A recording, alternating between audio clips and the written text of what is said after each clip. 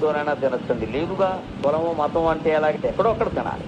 అన్నం లేని పేదవాళ్ళమైతే ఎవరింట్లోనైనా అన్నం తినచ్చు.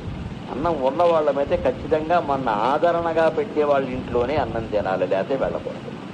ఎవరింట్లోనైనా అన్నం తినాలంటే 2 కారణాలు ఉంటాయి.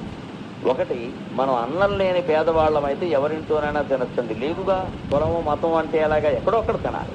అన్నం లేని పేదవాళ్ళమైతే ఎవరింట్లోనైనా అన్నం తినచ్చు. అన్నం ఉన్న వాళ్ళమైతే ఖచ్చితంగా మన ఆదరణగా పెట్టే వాళ్ళ ఇంట్లోనే అన్నం తినాలి, లేకపోతే వెళ్ళకూడదు. ఎవరింట్లోనైనా అన్నం తినాలంటే 2 కారణాలు ఉంటాయి.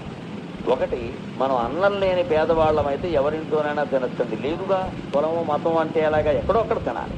అన్నం లేని పేదవాళ్ళమైతే ఎవరింట్లోనైనా అన్నం తినచ్చు. అన్నం ఉన్న వాళ్ళమైతే ఖచ్చితంగా మన ఆదరణగా పెట్టే వాళ్ళ ఇంట్లోనే అన్నం తినాలి, లేకపోతే వెళ్ళకూడదు. ఎవరింట్లోనైనా అన్నం తినాలంటే 2 కారణాలు ఉంటాయి. ఒకటి, మనం అన్నం లేని